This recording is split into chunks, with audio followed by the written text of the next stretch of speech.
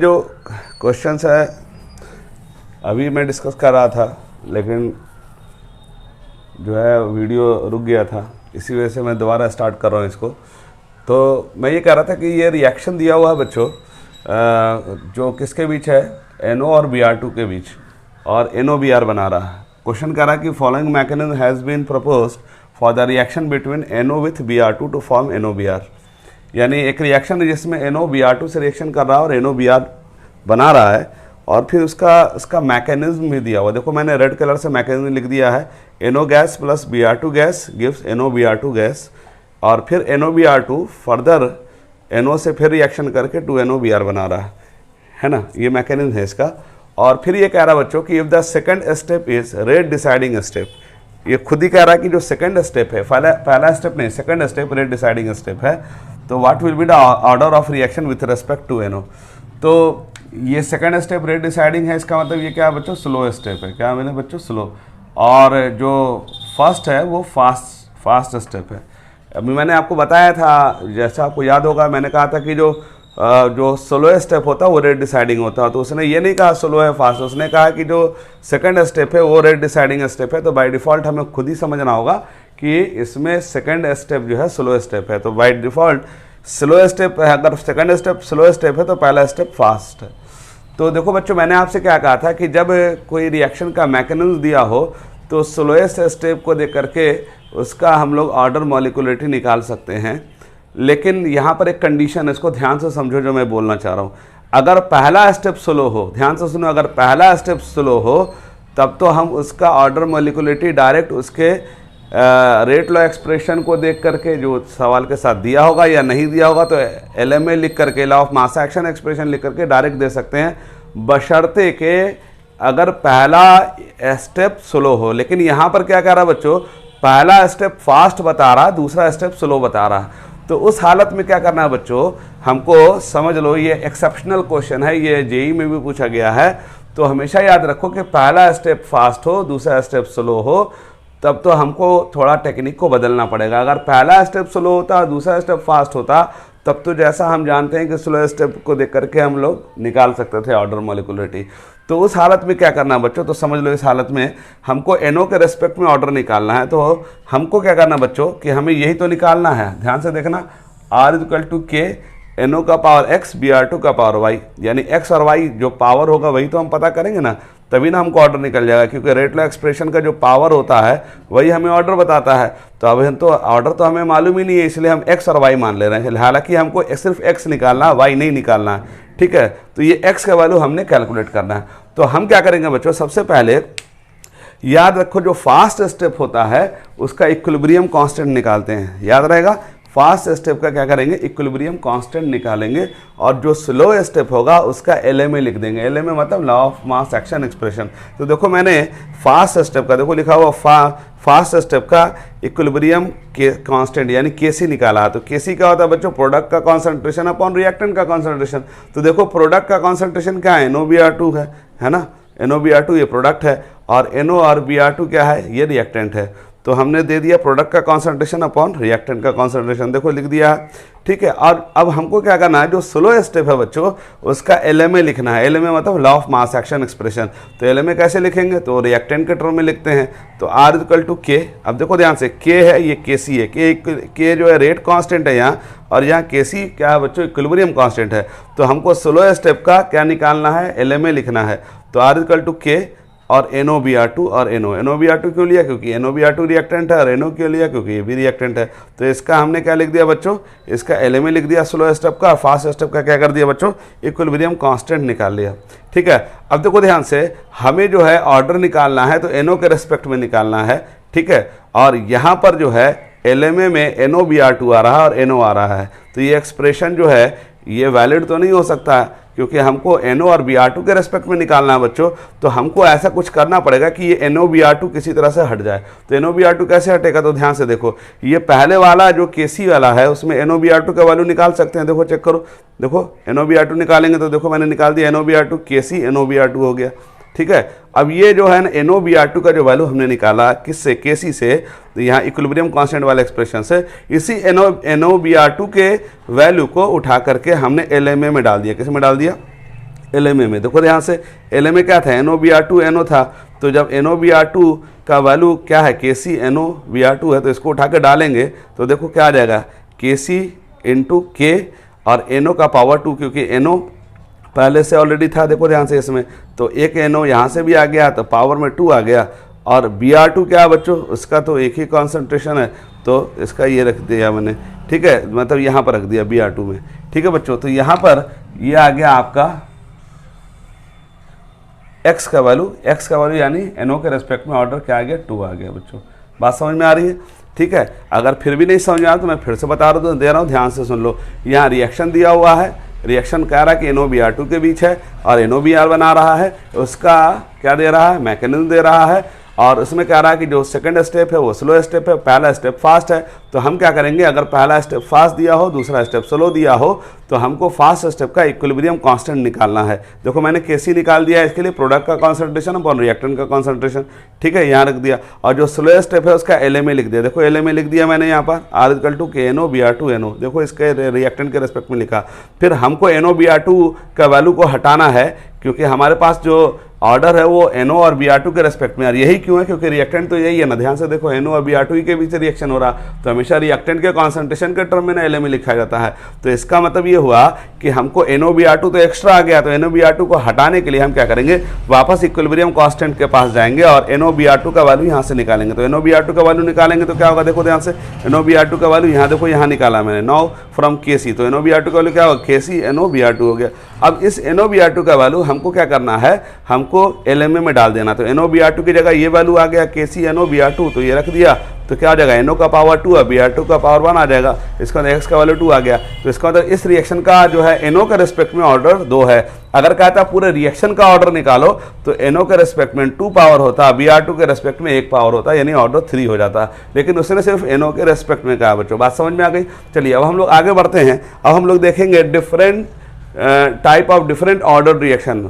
हो सकता है ना स्क्रीन पे नहीं आ रहा हो, लेकिन मैं बता दे रहा हूँ, type of different order reaction, ठीक है, क्योंकि ऊंचा लिखा हुआ मैंने तो थोड़ा हो सकता है कट जाए, तो मैं बता दे रहा हूँ कि क्या लिखा है, type of different order reaction, यानी ऑर्डर के बेसिस पे रिएक्शन का टाइप। तो देखो बच्चों, ऑर्डर के बेसिस पे रिएक्शन जो है 6 तरह का होता है। पहला होता है जीरो ऑर्डर रिएक्शन, दूसरा स्यूडो फर्स्ट ऑर्डर रिएक्शन, तीसरा फर्स्ट ऑर्डर रिएक्शन, चौथा सेकंड ऑर्डर रिएक्शन, पांचवा थर्ड ऑर्डर रिएक्शन और फ्रैक्शनल ऑर्डर छठा है। यानी ऑर्डर के बेसिस पे रिएक्शन 6 तरह का होता है। जीरो, ठीक है, zero order, pseudo first order, second order, third order और फ्रैक्शनल ऑर्डर। तो अब आइए हम लोग शुरू करते हैं पहले जीरो ऑर्डर से। ठीक है, जीरो ऑर्डर रिएक्शन किसे कहते हैं, तो ध्यान से देखो, जीरो ऑर्डर रिएक्शन उसे कहते हैं जिसमें रेट ऑफ रिएक्शन कॉन्सेंट्रेशन पे इंडिपेंडेंट होता है। ध्यान से सुनो क्या बोलो, ये बहुत इंपॉर्टेंट है, अच्छी तरह से समझ लो। जीरो ऑर्डर रिएक्शन उस रिएक्शन को कहते हैं मेरे बच्चों जिसमें रेट ऑफ रिएक्शन कॉन्सेंट्रेशन पे इंडिपेंडेंट हो। ठीक, क्या बोला मैंने, रेट ऑफ रिएक्शन कॉन्सेंट्रेशन पे इंडिपेंडेंट हो। अब आप बोलेंगे कि सर मजाक कर रहे हैं क्या, बोलोगे सर क्यों, उसकी वजह बताता हूं। क्योंकि हमने अभी तक जो पढ़ा है, हमने पढ़ा कि रेट ऑफ रिएक्शन कॉन्सेंट्रेशन पे डिपेंड करता है, यही पढ़ा है ना, क्योंकि लॉ ऑफ मास एक्शन कहता था rate of reaction is directly proportional to the product of the concentration of reactant.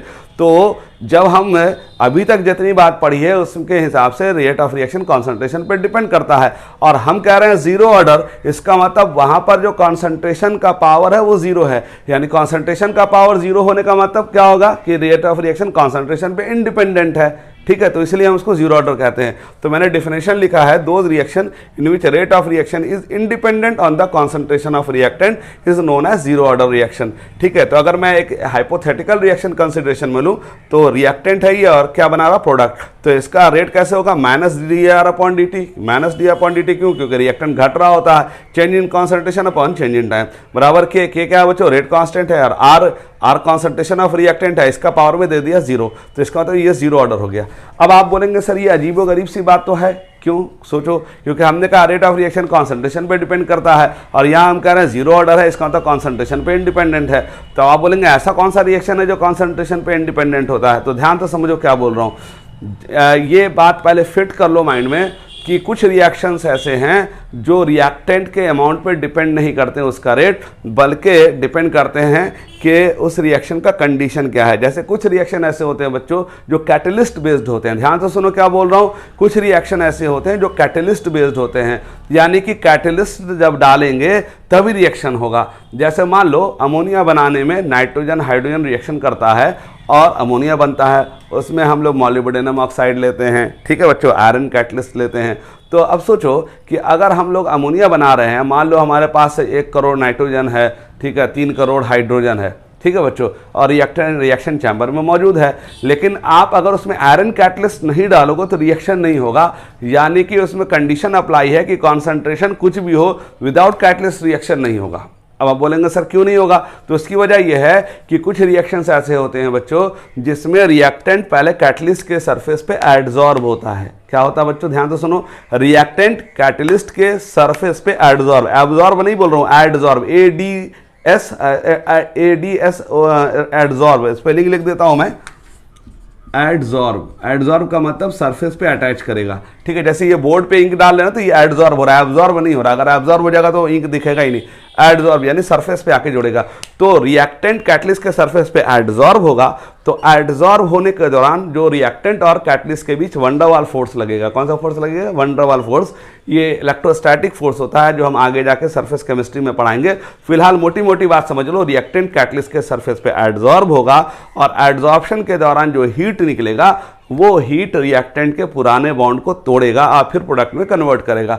इसका मतलब ये हुआ बच्चों कि अगर मान लो कि अगर कंटेनर में 5 करोड़ नाइट्रोजन है मॉलिक्यूल्स और है ना 6 crore hydrogen molecules for the example, तो वहां पर अगर हमने कैटलिस्ट डाला और कैटलिस्ट सिर्फ 100 ही रिएक्टेंट को अपने सरफेस पे अटैच करा रहा है, ध्यान से सुनो, 100 ही रिएक्टेंट को अपने सरफेस पे अटैच करा रहा है, तो 100 ही रिएक्टेंट प्रोडक्ट में बदलेगा। अब वो 5 करोड़ मॉलिक्यूल नाइट्रोजन का हो या 1 करोड़ हो या 10 करोड़ हो, इससे कोई फर्क नहीं पड़ेगा। इसका मतलब वहां पर कॉन्सेंट्रेशन पे इंडिपेंडेंट हो गया। तो पहले तो मेरे बच्चों बुद्धि में याद कर लो, जितना भी कैटलिस्ट बेस्ड रिएक्शन होता है मेरे लाल वो सब जीरो ऑर्डर रिएक्शन होता है। ध्यान से सुनो क्या बोल रहा हूं, जितना भी कैटलिस्ट बेस्ड रिएक्शन होता है वो सब जीरो ऑर्डर रिएक्शन होता है। उसी तरह से जितना भी फोटोकेमिकल रिएक्शन होता है, जो लाइट बेस्ड रिएक्शन होता है वो सब जीरो ऑर्डर होता है। जैसे फोटोसिंथेसिस होता है बच्चों, तो वहां पर क्लोरोफिल में जो क्लोरोफिल मौजूद है, लेकिन अगर सनलाइट ना मिले तो क्या होगा, फोटोसिंथेसिस होगा नहीं। अब उसमें रिएक्टेंट तो मौजूद होगा ना, उसमें प्रोसेस के लिए जो रिएक्टेंट चाहिए वो तो मौजूद है, लेकिन अगर लाइट ना हो तो फोटोसिंथेसिस नहीं होगा। तो इसका मतलब वो क्या हो गया मेरे बच्चों, जीरो ऑर्डर रिएक्शन हो गया। क्या हो गया मेरे बच्चों, जीरो ऑर्डर रिएक्शन। तो अगर बात समझ में नहीं आई तो मैं इसको एक सिंपल एग्जांपल से भी समझा सकता हूं, क्योंकि मुझे मालूम है तुम लोग को बात थोड़ा है ना देर से समझ में आती, तो मैं एग्जांपल समझा दूं तो शायद समझ में आ जाए। जैसे मान लो कि है ना शाहरुख खान की सुपरहिट मूवी लगी हुई है, मान लो, ठीक है, और उसमें जो है ना PVR सिनेमा हॉल में है ना फ्राइडे के दिन सारे जो है ना पूरे दिल्ली से जो है ना 1 करोड़ जनता पहुंच गई, ठीक है, मान लो 1 करोड़ तो है नहीं, मान लो 10 लाख जनता पहुंच गई मूवी देखने के लिए। अब बताओ एक ही जगह PVR सिनेमा है और उसमें 500 ही सीट की कैपेसिटी है, 500 ही लोग, 500 लोग ही देख सकते हैं। अब बताओ 1 करोड़ आदमी पहुंच जाए या 10 करोड़ आदमी पहुंचे, कितना मूवी देखेगा, 500 ही देखेगा। बोलेगा सर हमको तो मिल जाएगा ना, तो हम जुगाड़ से मिलेगा ना, लेकिन 500 सीट में ही तो मिलेगा।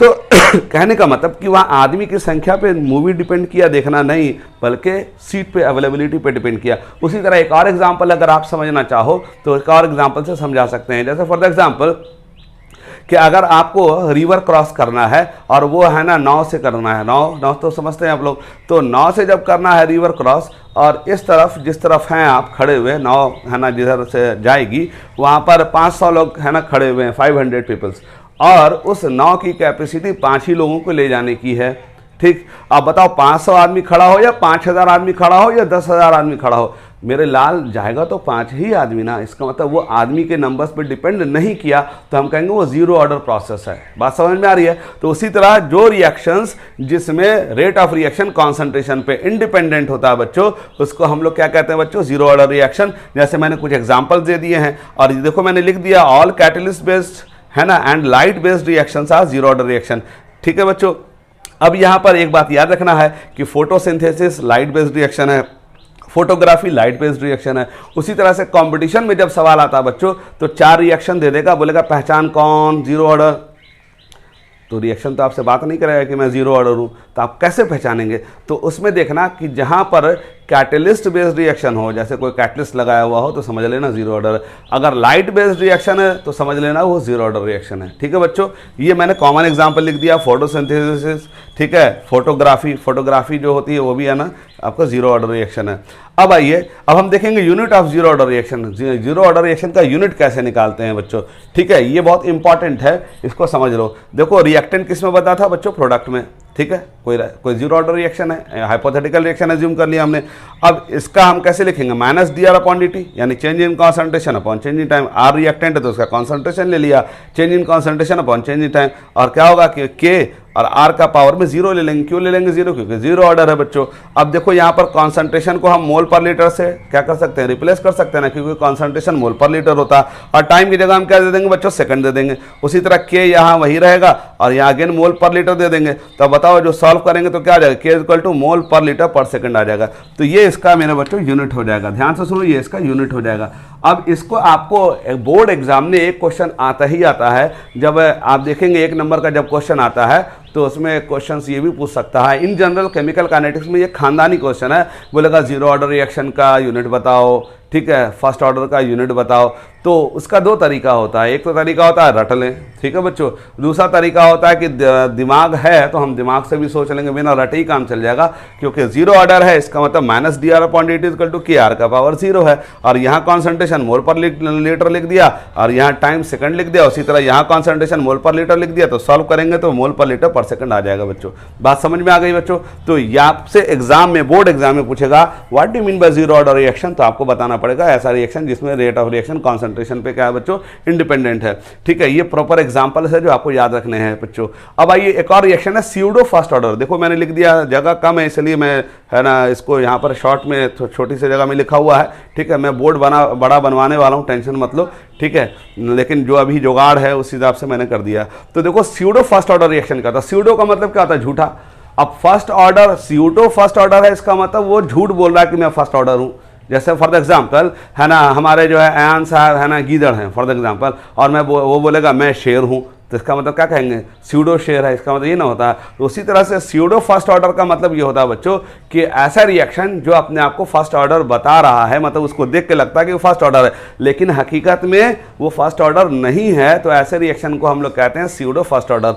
तो सबसे पहले तो आप बोलेंगे सर स्यूडो फर्स्ट ऑर्डर कहते किसको हैं, तो याद रखो कि ऐसा रिएक्शन जिसमें कोई एक भी रिएक्टेंट, ध्यान से सुनो क्या बोल रहा हूँ, ऐसा रिएक्शन जिसमें कोई एक भी रिएक्टेंट, ध्यान से सुनो क्या बोल रहा हूँ, ऐसा रिएक्शन जिसमें कोई एक भी रिएक्टेंट क्या हो, लार्ज एक्सेस में हो। ध्यान से सुनो क्या बोल रहा हूँ, ऐसा रिएक्शन जिसमें कोई एक भी रिएक्टेंट लार्ज एक्सेस में होता है, तो वो है ना आपको जो है स्यूडो फर्स्ट ऑर्डर रिएक्शन की पहचान है। ध्यान से सुनो क्या बोल रहा हूँ, ऐसा रिएक्शन जिसमें कोई एक भी रिएक्टेंट लार्ज एक्सेस में दिया हो, तो हम उसको कहते हैं क्या बच्चों, स्यूडो फर्स्ट ऑर्डर रिएक्शन। तो मैंने डेफिनेशन लिख दिया, those reaction in which one of the reactant are present in large excess component, ठीक है, one of the concentration term, फिर से बोल रहा हूँ, those reaction in which one of the reactant are present in large excess, then concentration term of large excess component is neglected, then such reaction is known as pseudo first order reaction. यानी ऐसा reaction जिसमें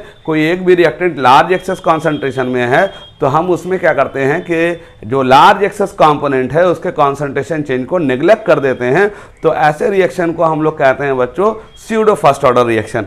अब एक सवाल आप हमसे पूछेंगे कि लार्ज एक्सेस कंपोनेंट हमें कैसे दिखेगा, तो वो रिएक्शन के साथ लिखा हुआ मिलेगा कि एक रिएक्शन दे देगा और उसमें दिखा देगा कि ये कंपोनेंट जो है लार्ज एक्सेस में है, ठीक है। तो जैसे ही लार्ज एक्सेस लिख दे तो समझ लेना माँ कसम ये स्यूडो फर्स्ट ऑर्डर है, क्योंकि आपसे कंपटीशन में जब सवाल आएगा तो 4 रिएक्शन दे देगा, बोलेगा पहचानो कौन सा स्यूडो फर्स्ट ऑर्डर रिएक्शन है, तो मेरे लाल समझ लो कि जिसमें लार्ज एक्सेस कंपोनेंट होता है वो स्यूडो फर्स्ट ऑर्डर रिएक्शन होता है, ये उसकी पहचान है। दूसरी बात ये कि लार्ज एक्सेस कंपोनेंट के कॉन्सेंट्रेशन को हम नेग्लेक्ट करते हैं, किसमें, एक्सप्रेशन में। अब आप बोलेंगे सर क्यों नेग्लेक्ट करते हैं, तो मैं एक सिंपल सा एग्जांपल देके आपको बात समझा सकता हूं। जैसे मान लो कि अगर मैं है ना मेरे पास 1 करोड़ रुपया है फॉर द एग्जांपल, है ना, ऐसा है नहीं, गलत है ना, ये मजाक कर रहा हूँ, ठीक है, ऐसा ना हो कि मुझे किडनैप कर लेना।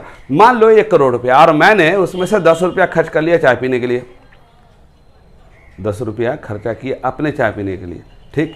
अब क्या मेरे पास 1 करोड़ रुपया है, नहीं है, लेकिन फिर भी मैं करोड़पति के लिस्ट में ही रहूँगा। बोलोगे सर क्यों? अरे 10 रुपया तो खर्च कर दिया है। अरे मेरे लाल 10 रुपया तो निगलिजिबल अमाउंट है ना, हम कभी भी है ना दाएं बाएं करके 10 रुपया ला सकते हैं। इसका मतलब करोड़पति के लिस्ट में आ जाएंगे नहीं आ जाएंगे? इसका मतलब हमको आप जो मेरा जो 10 रुपया का जो अमाउंट है वो जो चेंज हुआ है, 10 रुपया खर्च हुआ है, उसके रेस्पेक्ट में जो टोटल अमाउंट है तो हम 10 रुपये के चेंज को निगलेक्ट कर सकते हैं। तो हम कहेंगे मैं करोड़पति हूँ, हालांकि करोड़ रुपया नहीं है मेरे पास। बात समझ में आ रही है? तो उसी तरह से अगर एग्जाम्पल हमसे समझना चाहेंगे तो जैसे ये सपोनिफिकेशन रिएक्शन, ये इसका बेहतरीन एग्जाम्पल है स्यूडो फर्स्ट ऑर्डर रिएक्शन का। अब आप बोलेंगे सर नाम तो सुना सुना लग रहा है सपोनिफिकेशन। हाँ भैया 10th में जो आपने है ना साबुन बनाने वाला रिएक्शन का नाम सुना होगा, साबुन बनाने वाला, ठीक है। तो उसमें क्या होता था, ईस्टर को देखो ध्यान से, CH3CO C2H5 plus water, water देखो लार्ज एक्सेस में लिया है तो ये हाइड्रोलिसिस हो जाएगा, एसिटिक एसिड और इथाइल अल्कोहल बन जाएगा। तो इसमें देखो वाटर को लार्ज एक्सेस में लिया है। अब देखो अगर हम इसका LMA लिखें, इस रिएक्शन को देखते हुए LMA लिखेंगे तो कैसे लिखेंगे? रिएक्टेंट के टर्म में लिखेंगे तो R इक्वल टू क्या होगा, K और ईस्टर, देखो ईस्टर और वाटर, ठीक है, लिख दिया। अब बताओ कि इसमें क्योंकि लार्ज एक्सेस कंपोनेंट है तो इसका कॉन्सेंट्रेशन चेंज को हम क्या कर सकते हैं, नेग्लेक्ट कर सकते हैं। हम ये कह सकते हैं ना कि कॉन्सेंट्रेशन चेंज ना हुआ। जैसे फॉर एग्जांपल अगर इसका 100 मॉलिक्यूल है, ध्यान से सुनो, किसका, ईस्टर का 100 मॉलिक्यूल है और इसका 1 करोड़ मॉलिक्यूल है, ध्यान से देखो, इसका 100 मॉलिक्यूल है, इसका 1 करोड़ वाटर मॉलिक्यूल है फॉर एग्जांपल। तो अगर इसमें 100 मॉलिक्यूल है तो 100 वाटर मॉलिक्यूल को भी तो ये रिएक्शन करवा देगा ना, बोलो। लेकिन 1 करोड़ वाटर मॉलिक्यूल में अगर 100 वाटर मॉलिक्यूल अगर खर्च हो जाए तो हम कह सकते हैं ना कि वाटर मॉलिक्यूल खर्च ही नहीं हुआ, इसका मतलब उसका कॉन्सेंट्रेशन चेंज नेग्लेक्ट कर सकते हैं। तो फिर हम इस हालत में इस एक्सप्रेशन को ऐसे ना लिख करके ऐसे भी तो लिख सकते हैं ना, यानी वाटर के कॉन्सेंट्रेशन चेंज को क्या कर दिया हमने, नेग्लेक्ट कर दिया। तो इसका मतलब ये क्या नजर आ रहा है, देखो R इक्वल टू K और ये क्या है, ईस्टर नजर आ रहा है। अब बताओ अगर वाटर हटा देंगे तो यहां पर सिर्फ रिएक्टेंट जो होगा वो ईस्टर होगा, तो इसमें कॉन्सेंट्रेशन टर्म का जो है पावर कितना दिख रहा है, 1। अब देखो अगर कोई आदमी इस एक्सप्रेशन को देखेगा तो सेकंड ऑर्डर कहेगा, क्योंकि ईस्टर के रेस्पेक्ट में फर्स्ट ऑर्डर है, वाटर के रेस्पेक्ट में फर्स्ट ऑर्डर है, तो दोनों को जोड़ देंगे तो सेकंड ऑर्डर हो जाएगा। लेकिन क्योंकि इसका कॉन्सेंट्रेशन लार्ज एक्सेस में था तो इसके चेंज को हमने नेग्लेक्ट कर दिया, तो हमारा एक्सप्रेशन इस तरह से लिखाएगा। तो उस हालत में इस एक्सप्रेशन को देख के आप क्या कहेंगे, बोलेंगे सर फर्स्ट ऑर्डर है, ये ना कहेंगे, लेकिन फर्स्ट ऑर्डर तो है नहीं, क्योंकि हमने कॉन्सेंट्रेशन चेंज को वाटर के नेग्लेक्ट किया हुआ, इसलिए ये इस फॉर्म में एक्सप्रेशन लिखा रहा है। तो उस लिहाज से ये फर्स्ट ऑर्डर नजर आएगा। तो ऐसे केस में हम लोग क्या कहेंगे कि ये स्यूडो फर्स्ट ऑर्डर रिएक्शन है। क्या है मेरे बच्चों, स्यूडो फर्स्ट ऑर्डर रिएक्शन, यानी कि वो फर्स्ट ऑर्डर है नहीं लेकिन अपने आप को स्यूडो फर्स्ट ऑर्डर रिप्रेजेंट कर रहा है, क्योंकि हकीकत में तो इस एक्सप्रेशन को तो ऐसे दिखाना चाहिए, लेकिन इसमें इसका कॉन्सेंट्रेशन चेंज हम नेग्लेक्ट कर रहे हैं क्योंकि ये बहुत ही है ना लार्ज एक्सेस कंपोनेंट है। तो इसका कॉन्सेंट्रेशन में जो रिएक्टेंट कन्वर्ट हो रहा है प्रोडक्ट में, तो उसके कॉन्सेंट्रेशन चेंज को हम नज़रअंदाज कर दे रहे हैं, नेग्लेक्ट कर दे रहे हैं। तो इसलिए इसके कॉन्सेंट्रेशन चेंज को जब जैसे ही हटाएंगे तो इस फॉर्म में आ जाएगा ये एक्सप्रेशन और ये हमें दिखेगा ये फर्स्ट ऑर्डर है। हकीकत में ये फर्स्ट ऑर्डर नहीं है, ये स्यूडो फर्स्ट ऑर्डर कहलाएगा बच्चों। तो ये एग्जाम्पल आपको याद रखना, सपोनिफिकेशन रिएक्शन इसका बेस्ट एग्जाम्पल है। और इसके अलावा एक और एग्जाम्पल है जो मैं लिख देता हूं, वो है इन्वर्जन ऑफ शुगर। क्या है बच्चों, इन्वर्जन ऑफ शुगर। अब आप बोलेंगे सर ये क्या है इन्वर्जन ऑफ शुगर, तो ये एग्जाम्पल है, फिलहाल आपको याद रखना है। ये दो एग्जाम्पल मैं बता रहा हूँ, एक सपोनिफिकेशन रिएक्शन है, दूसरा इन्वर्जन ऑफ शुगर है। ये भी जो है आपको पढ़ना है, यहाँ नहीं पढ़ना है, सिर्फ एग्जाम्पल के तौर पे इसको याद रखना है। जब आप कार्बोहाइड्रेट पढ़ेंगे बायोमोलिक्यूल में जाके, तो इन्वर्जन प्रोसेस क्या होता है वहाँ जानना है। उसमें भी वाटर लार्ज एक्सेस में लिया जाता है, तो वो रिएक्शन जो है आपको बाद में पढ़ना। फिलहाल मोटे मोटे तौर पर समझ लीजिए कि इन्वर्जन प्रोसेस जो होता है बच्चों, इन्वर्जन ऑफ शुगर क्या है मेरे बच्चों, ये आपका क्या स्यूडो फर्स्ट ऑर्डर रिएक्शन है। बात समझ में आ गई बच्चों। तो ये बात अगर आपको समझ में आ गई तो अब हम लोग देखेंगे कि फर्स्ट ऑर्डर रिएक्शंस क्या होते हैं।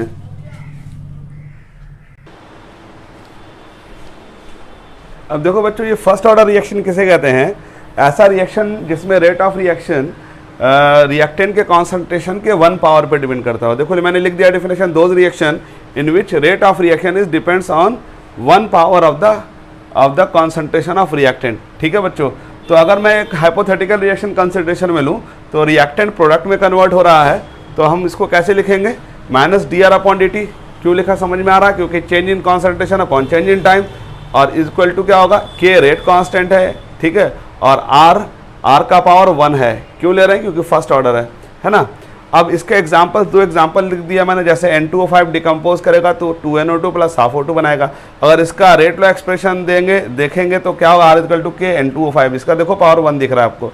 उसी तरह अमोनियम नाइट्राइट है, ये भी इसका एग्जाम्पल है, ये 1 पावर पे डिपेंड कर रहा है इसके, ठीक है। ये 2 एग्जाम्पल्स आपने याद रखने हैं बच्चों, ठीक है। टिपिकल एग्जाम्पल्स जो है आपको दिमाग में रखना होगा, क्योंकि जब आप बोर्ड एग्जाम देने जाएंगे बच्चों तो वहाँ पर कुछ एग्जाम्पल्स भी आपको है ना लिखना पड़ेगा। जैसे बोलेगा what do mean by first order reaction, give its example, calculate its unit, unit भी निकालने को कहता है। तो देखो मैंने इसका यूनिट भी निकाल के दिखा दिया है। देखो हम इसको लिखेंगे -dr/dt = Kr, आर रिएक्टेंट ले रहे हैं, इन जनरल कर रहे हैं इक्वेशन को, तो रिएक्टेंट का concentration change upon time, change in time, के और आर ले लिया हमने स्क्वायर ब्रैकेट में, यानी कॉन्सेंट्रेशन है, ठीक है। तो अब हम इसको कॉन्सेंट्रेशन को हम कैसे रिप्लेस करेंगे, मोल पर लीटर, और टाइम को सेकंड से रिप्लेस कर देंगे। अब बराबर क्या होगा, के, अब इसका भी तो कॉन्सेंट्रेशन मोल पर लीटर होगा, क्योंकि कॉन्सेंट्रेशन तो मोल पर लीटर में आता है।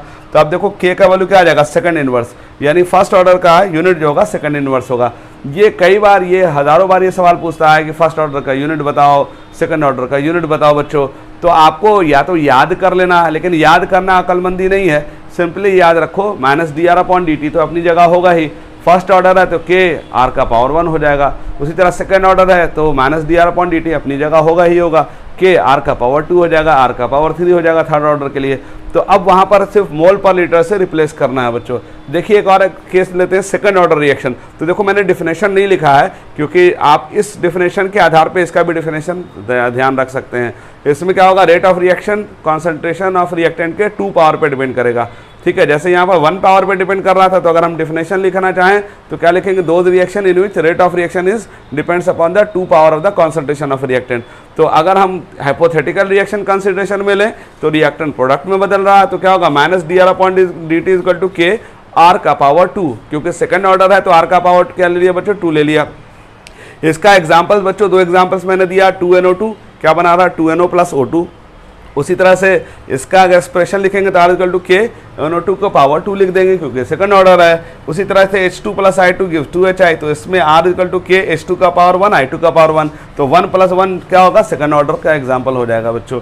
अब इसका अगर हम यूनिट निकालना चाहें तो उसी प्रकार, जिस प्रकार हम लोग करते हैं, -dr/dt = K R का पावर 2, राइट। अब यहाँ पर क्या होगा, कॉन्सेंट्रेशन है तो मोल पर लीटर है ना डाल देंगे, यहाँ पर टाइम सेकंड डाल देंगे। उसी तरह कॉन्सेंट्रेशन यहाँ भी मोल पर लीटर डाल देंगे, पावर में 2 डाल देंगे, तो सॉल्व करेंगे तो क्या हो जाएगा, litre mole inverse second inverse हो जाएगा, इसका यूनिट हो जाएगा बच्चों। उसी तरह से थर्ड ऑर्डर रिएक्शन किसे कहेंगे, जिसमें रेट ऑफ रिएक्शन कॉन्सेंट्रेशन के 3 पावर पर डिपेंड करता है, तो -dr/dt = K R का पावर 3। इसका 2 एग्जाम्पल्स है, 2NO + O2 गिव्स 2NO2, और इसमें NO के 2 पावर पे डिपेंड कर रहा, O2 के 1 पावर पे डिपेंड कर रहा। तो अगर इस रिएक्शन का ओवरऑल ऑर्डर देखेंगे तो 3 हो जाएगा, NO के रेस्पेक्ट में ऑर्डर 2 होगा, O2 के रेस्पेक्ट में ऑर्डर 1 हो जाएगा, तो ऑर्डर 3 आ जाएगा। उसी तरह ये एक और एग्जाम्पल है जो मैंने दे दिया। अब इसका यूनिट निकालो, क्या होगा बच्चों, -dr/dt = K R का पावर 3, ठीक है। अब कॉन्सेंट्रेशन टर्म को हम कैसे लिखेंगे, मोल पर लीटर अपॉन सेकेंड, ठीक है। उसी तरह इसको भी लिख देंगे, तो सॉल्व करके लीटर स्क्वायर मोल का पावर -2 सेकंड इनवर्स हो जाएगा, यानी ये थर्ड ऑर्डर का यूनिट हो जाएगा। जैसे आपके एग्जाम में ना, आपके एग्जाम में है ना कंपटीशन में खास करके 4 रिएक्शन दे देगा और बोलेगा पहचानो कौन सा है ना सेकंड ऑर्डर रिएक्शन है या थर्ड ऑर्डर रिएक्शन है। तो कई बार जो है सवाल रिएक्शन के साथ यूनिट भी दे देता है, तो यूनिट को देख करके हम लोग ऑर्डर पता कर सकते हैं बच्चों। तो या तो यूनिट आप याद करेंगे, याद ना करें, बेहतर यह है कि -dr/dt को एक जगह है ना दिमाग में फिट कर लें। फर्स्ट ऑर्डर है तो K का R का पावर 1 ले लेंगे, सेकंड ऑर्डर है तो R का पावर 2 ले लेंगे, थर्ड ऑर्डर है तो R का पावर 3 ले लेंगे, और मोल पर लीटर इधर भी लिख देंगे, इधर भी लिख देंगे, सॉल्व कर लेंगे तो उसका यूनिट निकल जाएगा। अब भाई एक और है, फ्रैक्शनल ऑर्डर किसे कहते हैं बच्चों। कुछ रिएक्शन ऐसे होते हैं जिसमें rate of reaction fractional power पर डिपेंड करता है। फ्रैक्शनल पावर का मतलब ये होता है कि 1.5 पावर हो सकता है, 2.5 हो सकता है, ठीक है ना, 1.25 हो सकता है, ये ऑर्डर हो सकते हैं। तो जैसे एक एग्जांपल है, जैसे एसिटल्डिहाइड मीथेन और CO बना रहा है, इसका जो रेट लॉ एक्सप्रेशन हमें बता रहा है कि इसका पावर 3/2 है, यानी रेट लॉ एक्सप्रेशन पे पावर 3/2 आ रहा है। तो अब बताओ कि इसका जो है ना इसका जो ऑर्डर होगा 1.5 हो जाएगा। अब इसका यूनिट अगर निकालेंगे तो कैसे निकालेंगे, उसी तरह से मोल पर लीटर अपॉन टाइम यानी सेकंड, और K मोल पर लीटर है, इसके पावर में 3/2 दे देंगे। तो इसको जब सॉल्व करेंगे तो क्या होगा, मोल है ना, पावर माइनस हाफ, लीटर का पावर हाफ, सेकंड का पावर -1 हो जाएगा बच्चों। ठीक है, उसी तरह से जैसा भी फ्रैक्शनल होगा वैसे ही उसी तरह से पावर दे देंगे, सॉल्व कर लेंगे। अब कुछ बातें और ध्यान रखिए, लास्ट बातें जो मैं बता रहा हूँ कि nth ऑर्डर के लिए यूनिट कैसे निकालेंगे। nth ऑर्डर यानी कोई सा भी ऑर्डर हो, फर्स्ट ऑर्डर हो, सेकंड ऑर्डर हो, तो ये जनरल फार्मूला है मोल पर लीटर। देखो ध्यान से, मोल पर लीटर, ठीक है, पावर में 1 - n ऑर्डर ऑफ रिएक्शन। मान लो अगर आपको कहेगा फर्स्ट ऑर्डर के लिए यूनिट बताओ, तो ये याद कर लो, मोल पर लीटर आप 1 - n है तो n क्या रखोगे, n फर्स्ट ऑर्डर के लिए n1 रख दोगे, तो ये क्या होगा, सॉल्व होकर सेकंड इनवर्स आ जाएगा। उसी तरह अगर सेकंड ऑर्डर बोलेगा तो 1 - 2 हो जाएगा। उसी तरह थर्ड ऑर्डर बोलेगा तो 1 - 3 हो जाएगा। उसी तरह फ्रैक्शनल ऑर्डर बोलेगा, जैसे कहेगा 3/2 तो 1 - 3/2 कर देंगे तो इसका सॉल्व हो जाएगा। और एक लास्ट बात और बता दूं बच्चों कि अगर रिएक्टेंट, ध्यान से सुनो, अगर रिएक्टेंट गैसियस स्टेट में है, क्या बोल रहा हूँ ध्यान से सुनो, अगर रिएक्टेंट गैसियस स्टेट में है बच्चों, तो उस हालत में मोल पर लीटर कॉन्सेंट्रेशन टर्म को डिफाइन नहीं करेगा, बल्कि वहां पर प्रेशर टर्म आ जाएगा। और प्रेशर को एटीएम से डिफाइन करते हैं। एटीएम का मतलब एटीएम मशीन की बात नहीं कर रहा हूं, ठीक है, एटीएम का मतलब होता है एटमॉस्फेरिक प्रेशर। तो वहां पर मोल पर लीटर को एटीएम से रिप्लेस कर देंगे, तो आपका जो यूनिट होगा वो बदल जाएगा। जैसे फॉर एग्जांपल अगर 0 ऑर्डर के लिए हम लिखें इसका यूनिट, तो अगर मान लो गैस है तो उसका यूनिट क्या होगा, तो वैसे अगर गैस नहीं होता तो क्या होता, मोल पर लीटर पर सेकंड होता। लेकिन अगर गैसियस स्टेट में आ रहा बच्चों, तो मोल पर लीटर को हटा दिया, किससे, एटीएम से रिप्लेस कर दिया, तो एटीएम सेकंड इनवर्स इसका यूनिट हो जाएगा बच्चों।